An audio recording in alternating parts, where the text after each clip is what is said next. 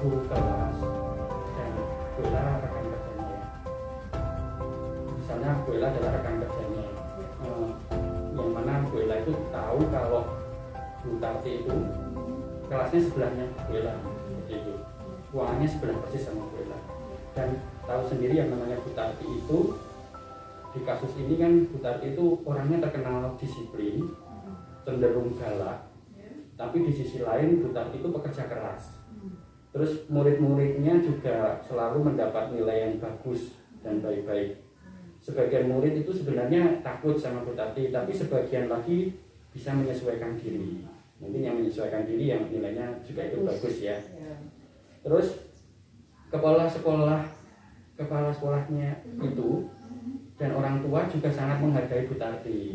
Tapi pada suatu hari ya, itu Anda mendengar tangisan seorang murid dan keluar untuk melihat suara tangisan tersebut. Anda melihat seorang murid perempuan kelasnya Bu Tati tadi sedang berlutut di atas bebatuan sekolah yang sangat panas menghadap pintu kelas untuk mengharap Bu Tati membiarkannya masuk. Tapi Bu Tati tidak menghiraukan suara tangisan murid tersebut dan tetap mengajar seperti biasa. Namun Anda bisa melihat bahwa murid-murid atau teman-temannya si anak tadi itu mencoba mencuri pandang keluar kelas untuk melihat temannya yang sedang menangis dan berlutut di atas terik matahari. Ini yang mungkin saya mau tanyakan ke Bu Ella ya sebagai guru BK. Apa yang Bu Ella akan lakukan? Yang akan saya lakukan, otomatis saya akan menghampiri anak tersebut, menghampiri, mengajak dia berteduh. Kasihannya kalau terlalu kepanasan, ajak berteduh. Kalau perlu diajak ke ruang BK. Terus saya akan menanyakan apa sebab pelajaran kok bisa. Nanti dia akan cerita. Kalau perlu lagi sebelum dia ditanya, kasih tisu agar dia mengusap air matanya, membuat dia tenang dulu, membuat dia nyaman dulu, baru saya akan lanjutkan menanyakan sebab dia dikeluarkan. Sejak ngomong sehingga dia merasa nyaman, merasa tegar, terus dia ceritakan semua sehingga saya tahu apa yang menyebabkan dia menangis. Kalau misalnya seperti ini Bu ya, murid tersebut tidak mau diajak ngobrol karena takut dengan Bu Tati, kira-kira apa yang Bu Ella lakukan? Saya menggunakan teknik, jadi teknik yang bersifat pertanyaan terbuka, sehingga mendorong dia untuk bisa terbuka. Jadi kalau saya tidak menggunakan teknik untuk memulai pembicaraan terbuka, anak hanya akan mengatakan iya dan tidak. Tapi saya akan mendorong dia untuk bercerita. Coba ceritakan bagaimana bisa kamu pelajaran di luar. Maka dia akan cerita. Nanti kalau sudah dia cerita dan ceritanya itu pun berhenti, saya juga akan menggali lagi sampai dia terbuka. Jadi kan semacam pertanyaan efektif gitu ya. Iya. Kalau misalnya waktu itu pas Bu Ella mengajak murid tadi untuk ngobrol dan ketahuan Bu Tati waktu itu mengajar melihat, oh itu kok malah diajak ngobrol, itu kan sedang menjalani hukuman. Kira-kira kalau Bu Tati tadi menegur Bu Ella seperti itu, apakah kira-kira Bu Ella akan menginstruksi atau mencoba menjelaskan ke Bu Tati seperti apa?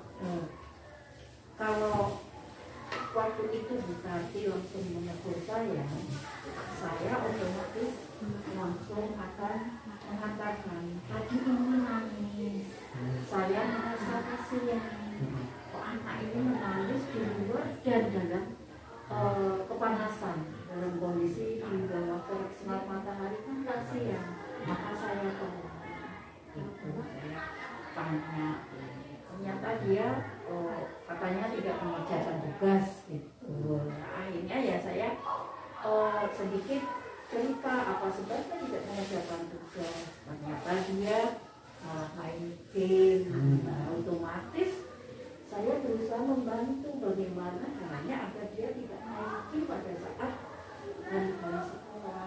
itu saya otomatis minta maaf juga sama Bu Tati. Tapi ini kondisi segera panas tadi respon, langsung merespon melihat anak seperti itu, kok dibiarkan, saya ya nggak tega, otomatis saya ambil begitu.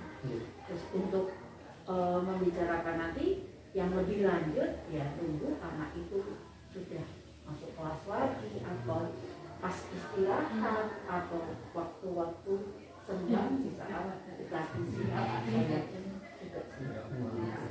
Kalau menurut Bella kira-kira kenapa Bapak Ibu guru lain seolah-olah mendiamkan peristiwa itu terjadi, padahal kemungkinan juga Bapak Ibu guru lain itu kan juga mengetahui hal itu. Iya. Ya gimana ya, karena sesama profesi ya, sesama teman sejawat itu kadang kita menjaga harga diri atau kehormatan dari Bapak Ibu guru tersebut yang menegur ya bukan hak kita tapi kepala sekolah. Jadi biarkan kepala sekolah mengetahui sendiri. Jadi bukan dari kami, bukan dari Bapak Ibu guru yang lain. Makanya Bapak Ibu guru cenderung diam gitu. Dan kalau toh saya tahu seperti itu juga itu bukan hak saya untuk menegur. Kita bersikap keras terhadap anak. Toh nyatanya juga ada segi positifnya, anak nilainya bagus gitu, dan ada anak yang bisa menyesuaikan, ada anak yang tidak bisa menyesuaikan karena memang kemampuan anaknya beda-beda gitu. Kalau ini mungkin seandainya saya bertanya lagi Bu, seandainya kan Bu Ella tahu anak tersebut kan pada dasarnya mungkin dihukum karena melanggar peraturan ya, tapi Bu Ella mengambil prinsip untuk mencoba menangani anak itu, dan itu mungkin bertentangan dengan Bu Tati. Itu kira-kira prinsip yang diambil Bu Ella apa itu? Kalau itu memang saya sebagai guru BK membantu menyelesaikan anak itu. Dan saya percaya yakin kalau nanti kita sudah komunikasi dengan Bu Tati, insya Allah nanti Bu Tati juga akan memahami bahwa biar permasalahan Bu Tati tadi juga akan terselesaikan dengan sikap saya seperti ini. Itu contohnya anak tersebut setelah dibantu untuk ditanya di ruang BK, terus tahu permasalahannya, mungkin pada saat itu Bu Tati nggak bertanya sebaiknya anak tidak berjalan tugas, ya langsung keluarkan pekerjaan. Terus setelah anak itu bertanya, saya akan menjelaskan, oh Bu ini ternyata anak ini sebabnya gini. Sehingga Bu Tati tahu latar belakangnya, ternyata dia orang tuanya tidak menunggui, dia ikut hemat, atau tidak ada yang mendampingi dan sebagainya. Sehingga Bu Tati setelah mendengar penjelasan saya yang mengenai sebab-sebab anak tidak mengerjakan tugas, tidak disiplin, tidak sesuai apa yang dikehendaki Bu Tati menjadi paham. Jadi secara tidak langsung mungkin yang saya tangkap dari Bu Ella tadi, Bu Ella lebih mengedepankan prinsip peduli ya atau care daripada prinsip aturan tadi ya. Iya, gitu ya. Karena saya guru BK. Iya. Jadi kan biasanya ada beberapa tipe guru. Yang pertama tipe guru yang pegang prinsip care, saya lebih peduli. Tapi ada tipe guru yang seperti Bu tadi prinsip rule, aturan yang pertama. Tapi ada prinsip guru yang seperti ini. Yang penting untuk kebaikan untuk semua orang itu yang nomor satu kan gitu. Tapi mungkin kalau Bu Ella lebih cenderung ke yang care tadi. Iya, karena saya melihatnya ke siswa yang menangis dalam kondisi yang panas gitu. Dan alangkah baiknya kalau kita itu mengeluarkan anak dari kelas itu memberikan tugas, sehingga anak ada kegiatan yang lebih positif. Berarti mungkin Bu Ella juga mungkin setelah itu nanti sudah mengambil keputusan, kira-kira juga akan menginterupsi Bu Tati. Ya bisa jadi. Iya. Itu apa nggak sebaiknya anak Tati diberi tugas atau mengerjakan pekerjaan atau di ruang mana yang kosong, misalnya lewat TIK atau apa begitu, sehingga anak ada manfaatnya dari keluarga itu bisa mengerjakan tugas yang lain gitu. Lebih menyenangkan daripada yang menyakitkan gitu.